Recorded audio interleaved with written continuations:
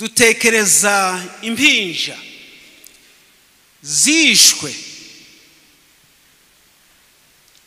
dutekereza abangavu, ingimbi, abasore n'inkumi twabuze,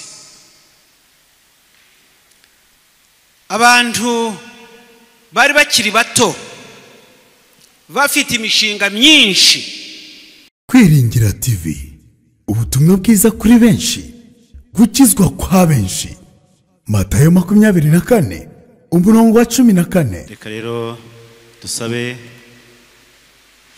umuyobozi wa uniyo yacu ndetse na Profeseri Ngagi ndetse n'umuyobozi wa Firidi bigire hafi kugira ngo baducanire urumuri rw'ikizere. Ya tutaracana buji, reka ngira icyo mvuga. Reka ubwa mbere nshimire iri torero rya Bayirengo Church kubwi gahunda yo muri kino gihe. Kuba twaje hangaha tukaba twaje guteranira hangaha n'ubutumwa twifuza ko bwagera kuri benshi. Ubwa mbere ni ugukomezanya, ni uguhumurizanya. Icya kabiri ni ukurahira,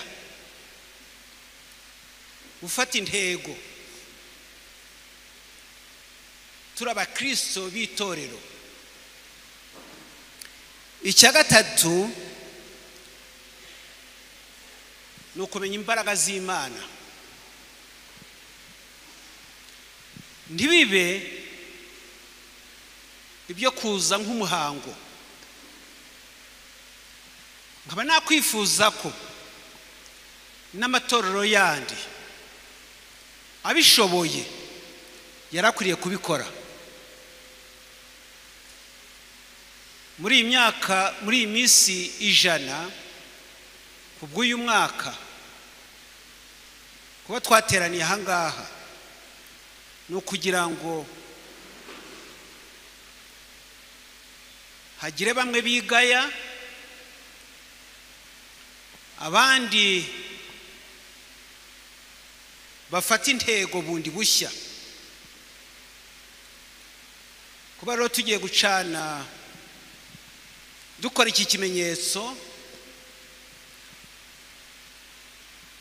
no kugira ngo kino kimenyetso kigaragaze ko umucyo ugiye gutamurura umwijima.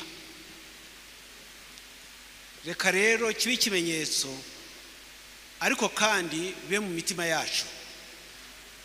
Badufashe rero kugira ngo baducanire urumuri rw'ikizere.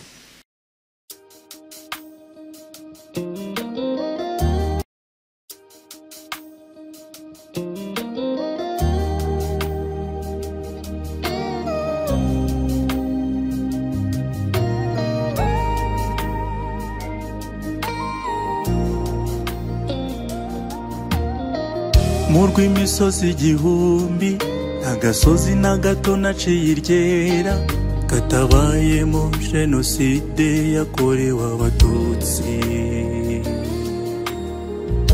Uwamba kuvuma navuma umwaka w'1994. Ubumuntu bwaragiye burabura n'abitwaga abemeramana babinkora amaraso. Aho twajyaga twumvira ijambo ry'Imana rikatwubaka, ntibatinye kuhamenera amaraso y'izo nzirakarengane. Nyamara Rwanda rwacu humura, tukuza n'icyomoro cyo akomora imitima yashegeshwe na jenoside yakorewe abatutsi. Nubwo wahindutse igisenzegeri, ariko Imana iracyakubumbatiye. ni Imana nziza yaduhaye andi mahirwe, itwigisha gukundana, kubabarira bitubera intwaro. Nzi neza ko ibyo twifuriza ari byiza ntabwo ari bibi, tuyigirire icyizere gishyitse. Imana nziza yaduhaye andi mahirwe, itwigisha gukundana, kubabarira bitubera intwaro. Nzi neza ko ibyo twifuriza ari byiza ntabwo ari bibi, tuyigirire icyizere gishyitse.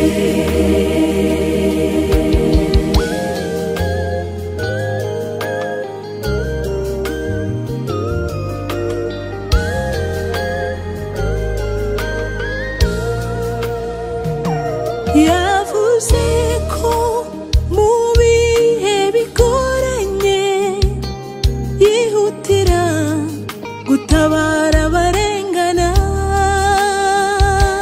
Ni se w'imfubyi, mugabo w'abapfakazi, akomeza amavi asukuma. Nibyo ufite ibikomere byinshi ku mutima, wabuze uwakomora, ariko iyo Mana ntiyabinanirwa. Iyo Mana ishoboye byose, n'ibyawe ntiyabinanirwa. Izabikora, nyamara Rwanda rwacu humura, tukuza n'icyomoro cyokomora imitima yashegeshwe na jenoside yakorewe abatutsi.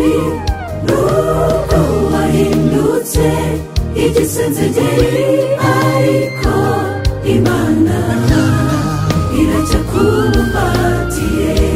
Imana nziza yaduhaye andi mahirwe, itwigisha gukundana, kubabarira bitubera intwaro.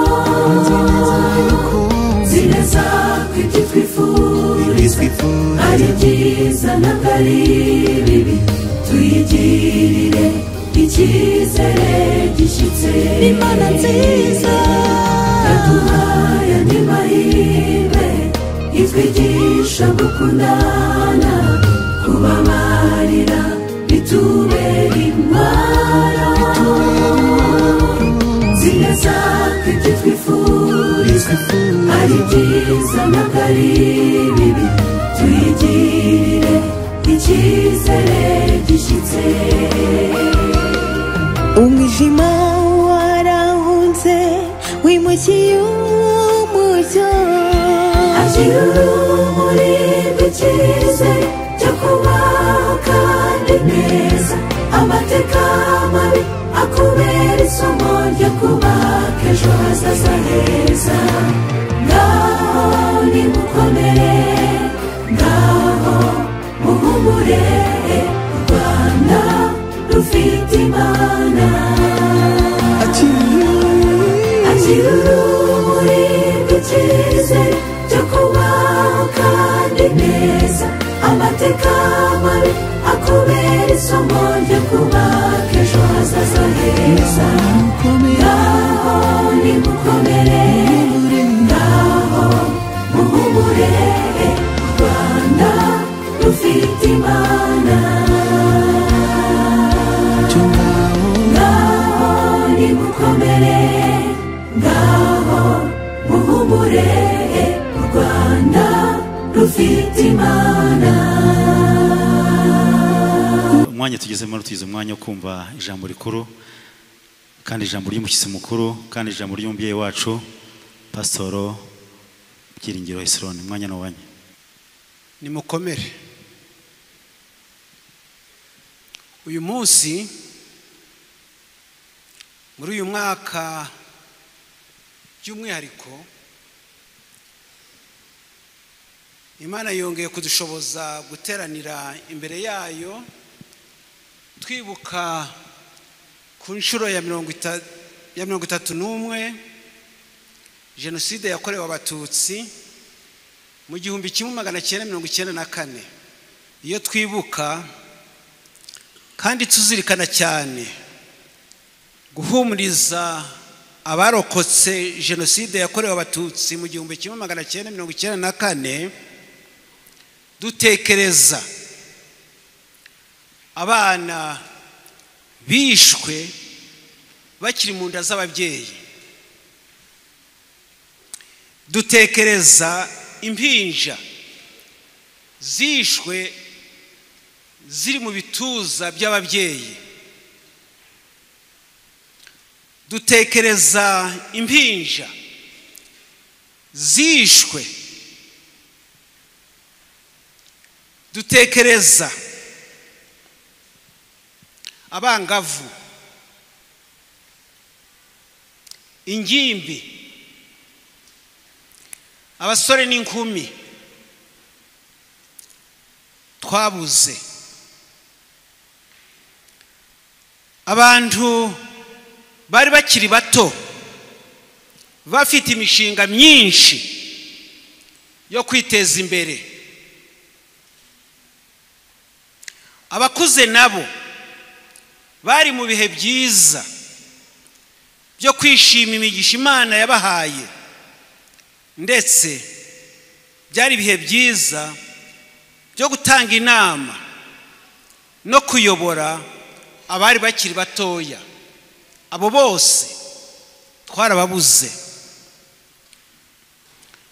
Mu muco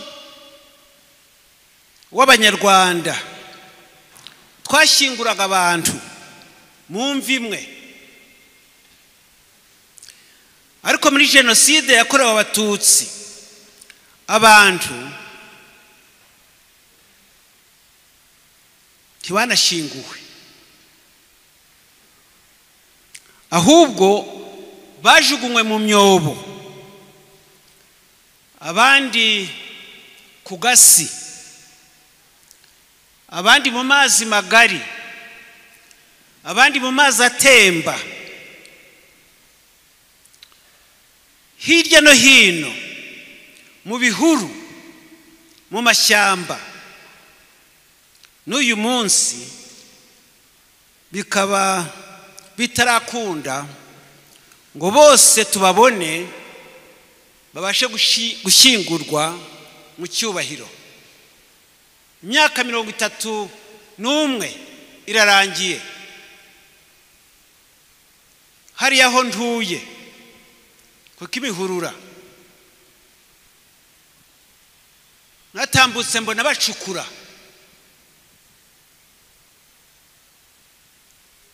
muzi ukurikiye mbona ahandi bari gucukura. Iminsi 30, imyaka 31 irashize.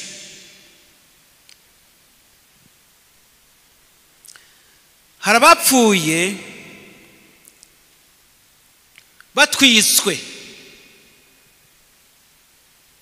nk'umukecuru wanjye,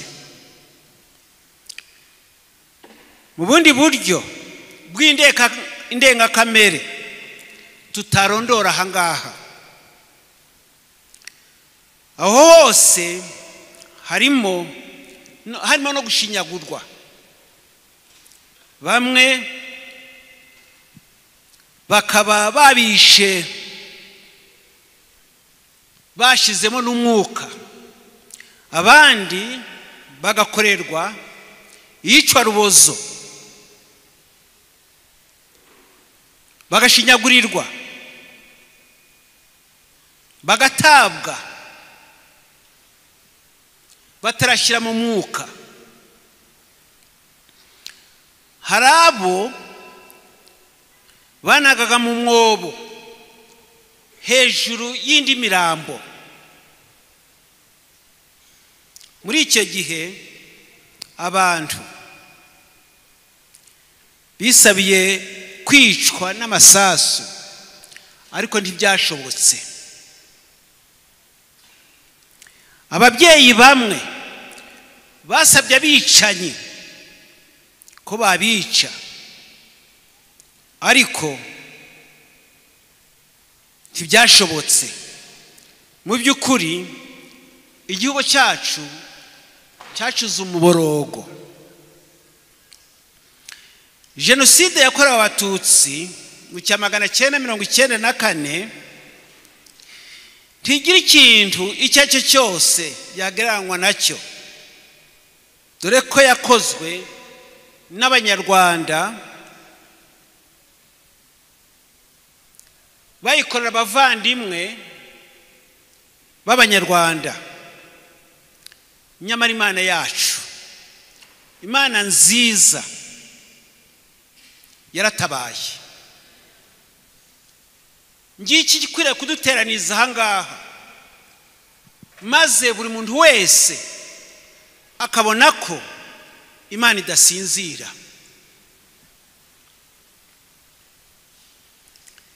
Yatabaye u Rwanda ikoresheje ubuyobozi bwiza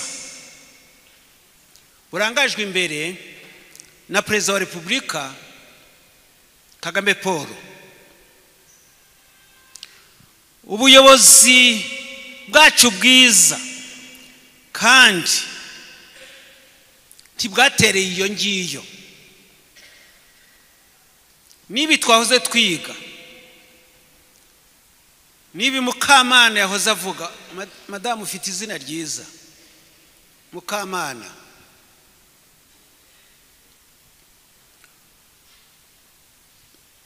Ubwo habayeho gutuma ubuyobozi bw'igihugu cyacu cy'u Rwanda n'ubwitange bw'urubyiruko rwari ku rugerero.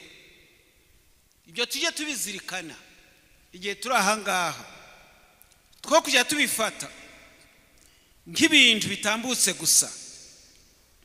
Turashimira umuntu wese wagize uruhare ngo habeho kurokoka mu gihe cya Jenoside. Mu gihe twaje kwibuka ku nshuro ya 31 Jenoside yakorewe abatutsi muri 1994, ndifuza kugira inama ngo nyigire urubyiruko, by'umwihariko bana bato, rubyiruko,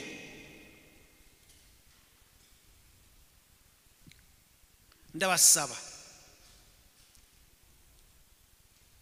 kwigira ku mateka. Iyo umuntu atazi yava ntamenya niyagana.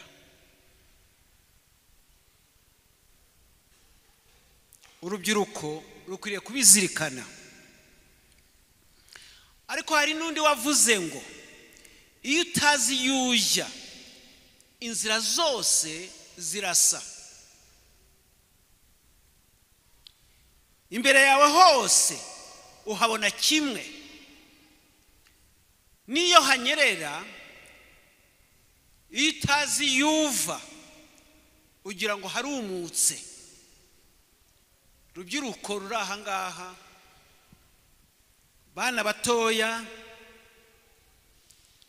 ibyo reka tubizirikane. Ni byiza ko mumenya ko igihugu kigeze gucura umuborogo kugeza naho hishwe miliyoni isaga y'abatutsi mu gihe cy'amezi 3 gusa. Abana bakwiriye kubimenya, abato bakwiriye kubimenya. Ni byiza ko muhora mwibuka ibintu bitatu mukiri batoya. Icyambere mukwiriye kwibuka Jenoside yakorewe abatutsi mu 1994 yahagaritswe n'urubyiruko. mukongera kwibuka ko jenoside yo muri 1994 ku mugabane munini yakozwe n'urubyiruko. Kumenya ko yakozwe n'urubyiruko mukwiriye kubitekereza. Jenoside yo muri 1994 yagize ingaruka nyinshi ku bayirokotse ndetse no ku Rwanda muri rusange.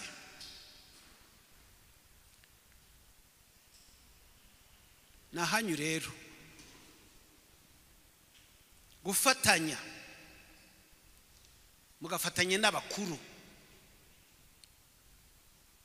gukumira kugira ngo itazongera kubaho ukundi. Mube abanyarwanda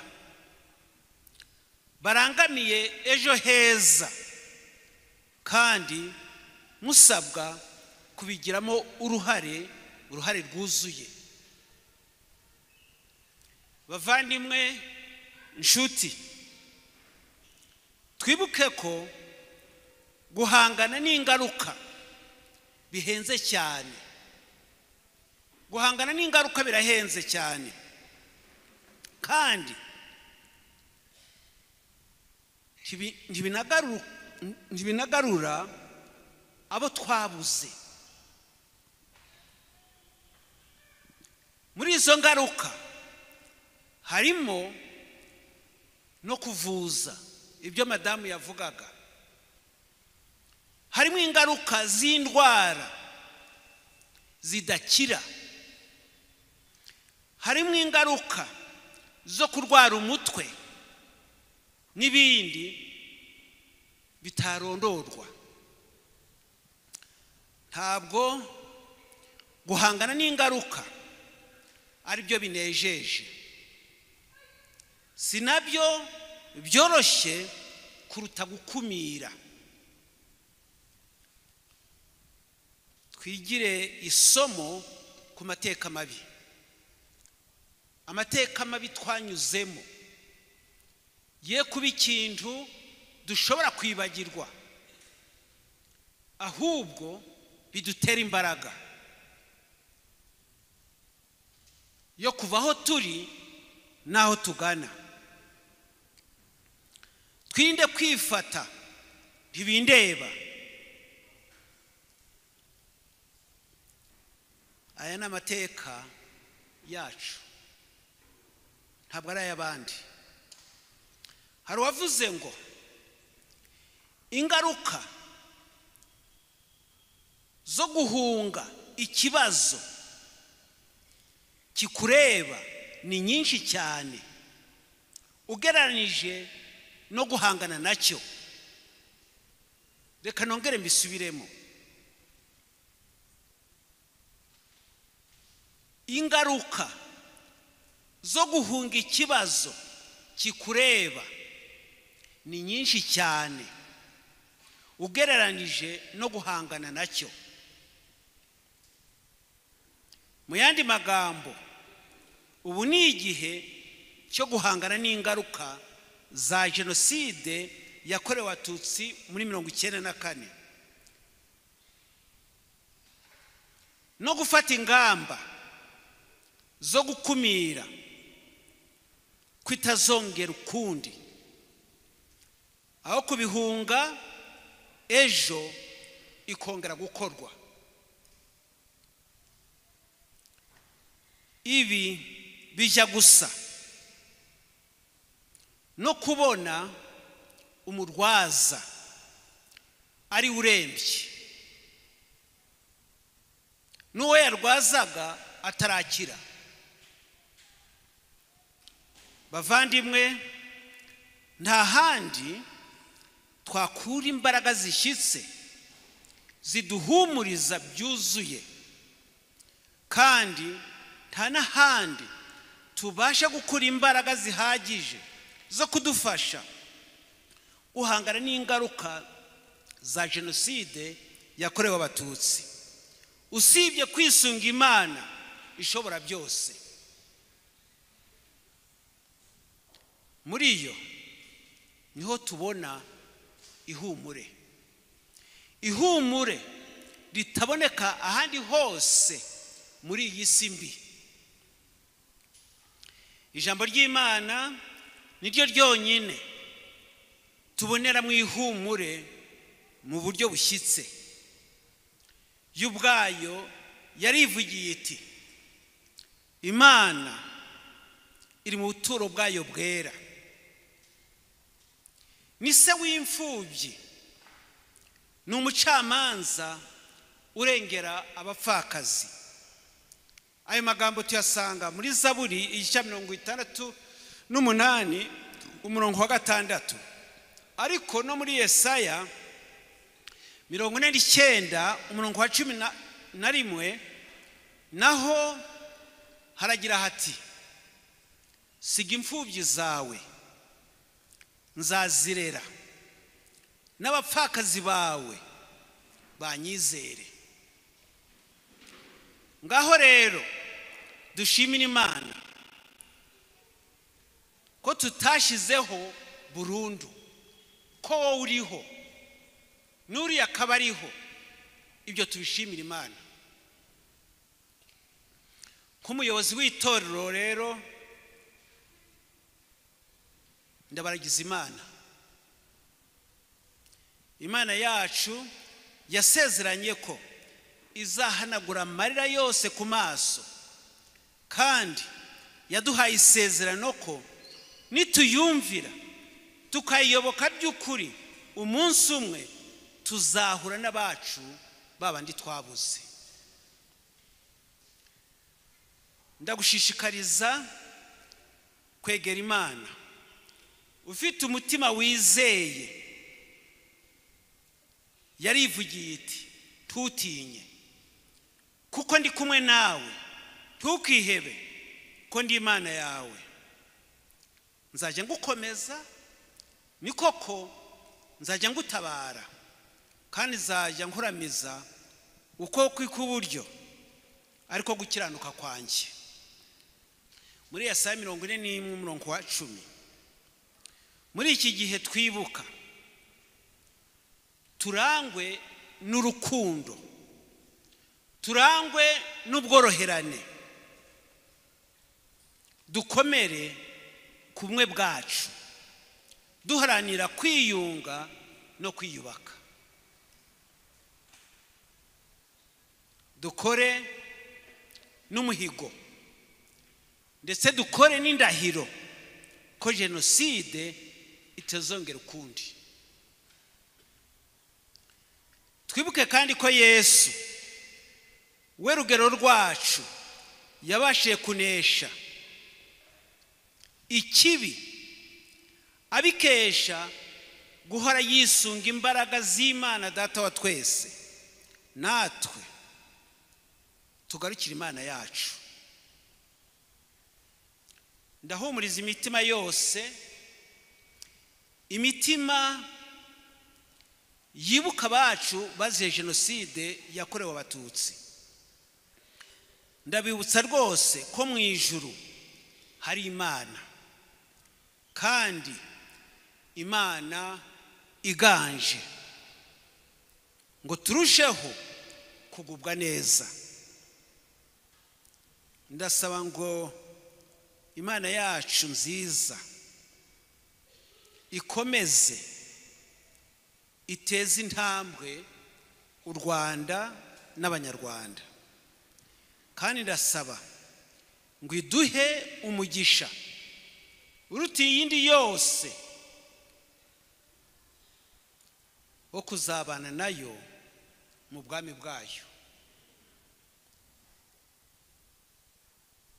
Ubwami bwayo bugiye kwima vuba ndetse bidatinze. Imana rero iduha umugisha twese, iduhumurize, kandi igarure umunezero mu mitima yacu. Twibuke twiyubaka.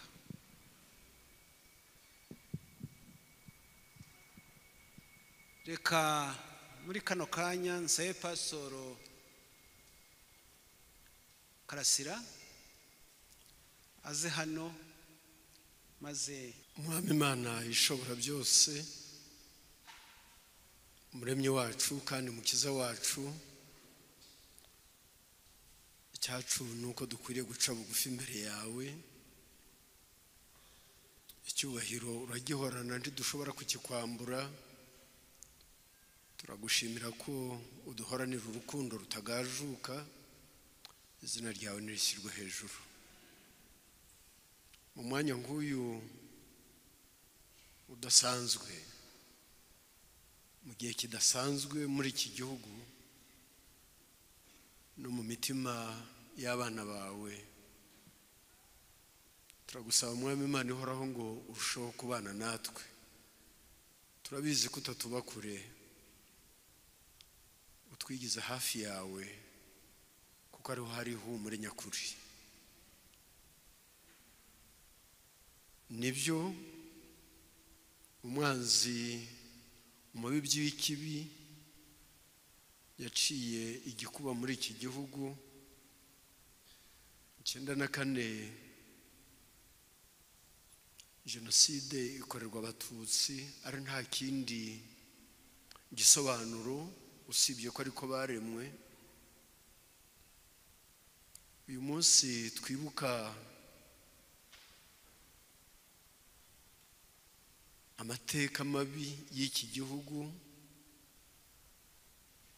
Turagusaba ngo uturinde guheranwa n'intege nke, uhumuriza abababaye kurusha abandi, ukomeza abacitse intege. Abatutsi barokotse jenoside uzabarinde guheranwa n'umubabaro. Umwami Imana ishobora byose, wabagaragarije kuri Imana yabo ubarokora, ukomeze kuba Imana yabo izabageza mu bwami bwawe. Kandi na rubanda rwose muri iki gihugu udehe kwiga kugusobanukirwa kuri Imana idufitiye imigambi myiza. Utwibutse ko muri iyi si nta handi tubonera ubuhungiro, nta handi dushobora kubonera ihumure rikiza ubugingo bwacu. Ntabwo ihumure nyakuri rikomoka mu bakomeye, mu ntwaro zirusha izindi gukomera. Ntabwo ihumure ry'iyi si rikomoka mu burengerazuba bw'isi cyangwa iburasirazuba bwaryo. Ihumure nyakuri rikomoka ku musaraba, aho Yesu yaneshereje urupfu. Uduhe kumurabukwa atsinze urupfu, azutse. Twizere isezerano ridakuka ko azagaruka akudukura muri iyi si y'Imburagasani, tukabana nawe aho tutazongera kurira, tutazongera kubabara no kubabazwa. Uhumugisha iki gihugu, uhumugisha ubuyobozi bwacyo, ngo butwarire mu kuboko kwawe ko gukiranuka, kugira ngo abaturage bacyo bige gukora neza. Iri teraniro n'ahandi abantu bari batekereza ibikwiriye biruta ibindi, uduhe umugisha mu izina rya Yesu.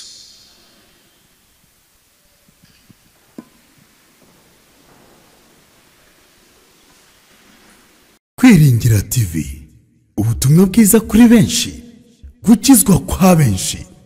Matayo 24:14